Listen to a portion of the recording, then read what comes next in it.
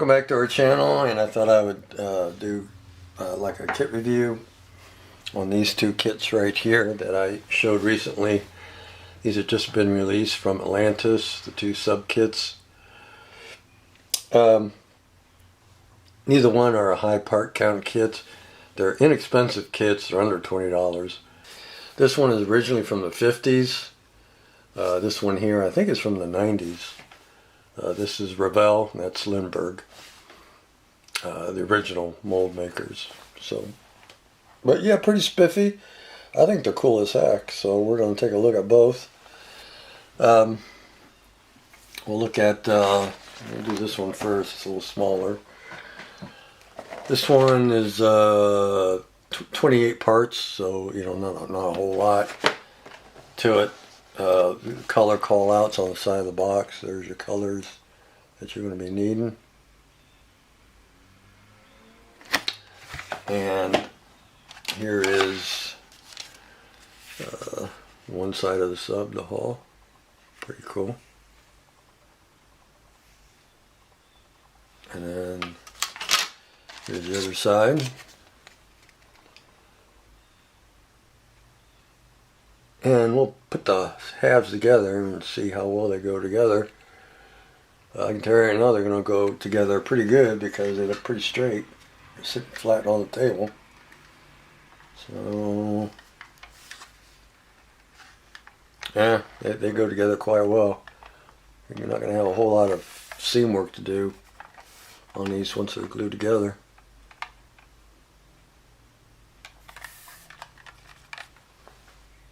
So that's pretty cool.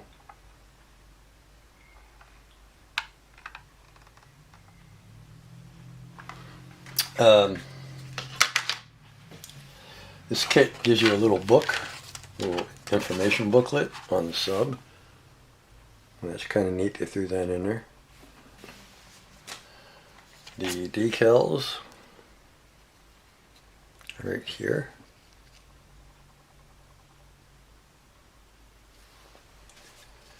That in the booklet. There we go. The parts, you know, not a whole lot. Pretty much just one tree. A couple of them fell off, but here's the base. Let me move my camera here a little bit so I can make sure. Oh, sorry about that, guys. Okay, there we go. Here's the base. Some of the pieces, parts.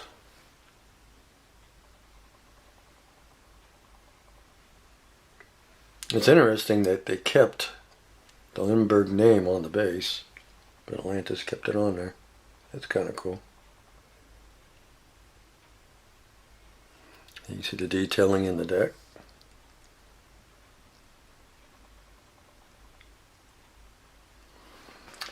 And then there's, as I said, a couple of pieces that fell off, but that's pretty much all the pieces. There is a clear piece in here, so I won't lose it. I think it is part of the tower. And it's right here. So don't lose that little clear piece.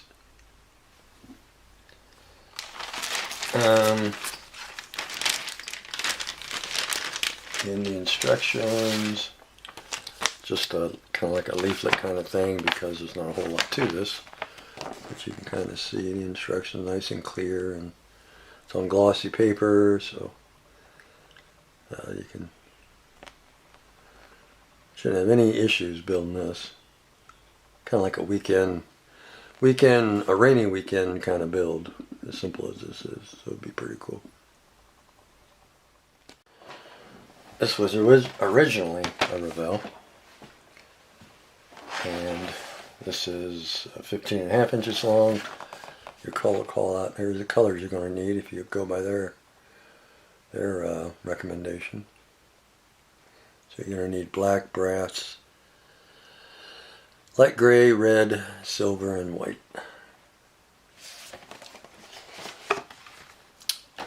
But this one is like the other one. It's in the hulls in two pieces, and it looks pretty straight. I don't see any warpage in it, so I'm sure it's going to go together as well as the other one.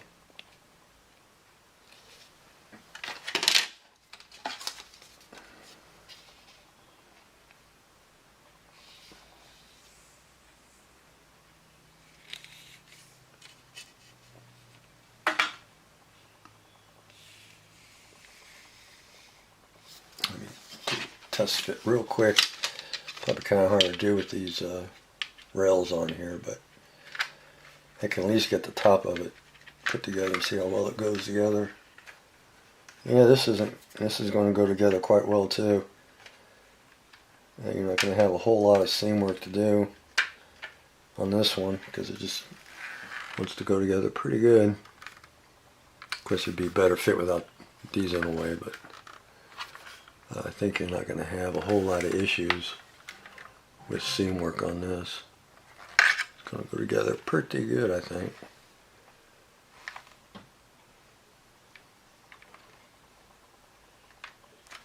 So that's the hole. And then like the other one, it has a display stand.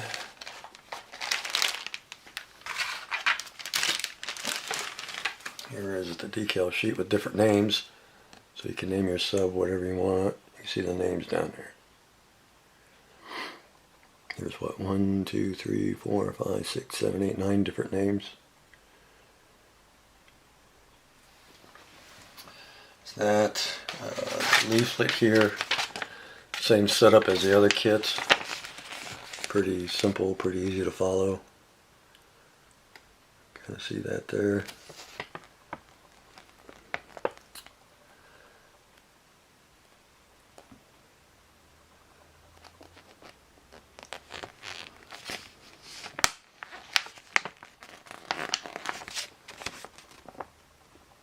So that's pretty cool. A little bit of history about the submarine. Put the decals in here. There we go. And then this one has a couple trees, but still, nothing right. Not a really complicated. Here's the base. It says Fleet Submarine on it. And then some of the pieces, parts.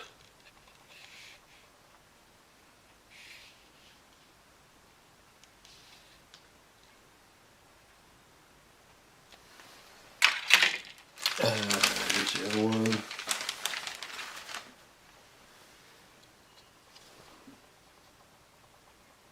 There's the deck on there.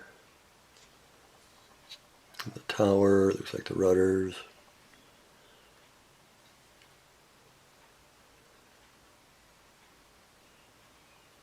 So that's pretty cool.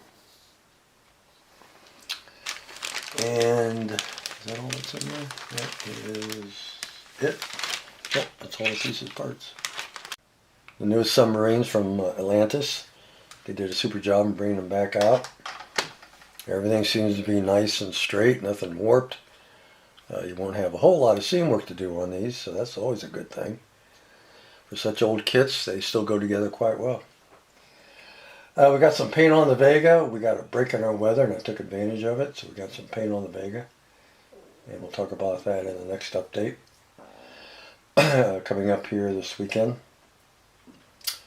But it's looking pretty spiffy. I'm really happy with the Vega so far. Alright guys, that's it for this video. Take care. We'll see you.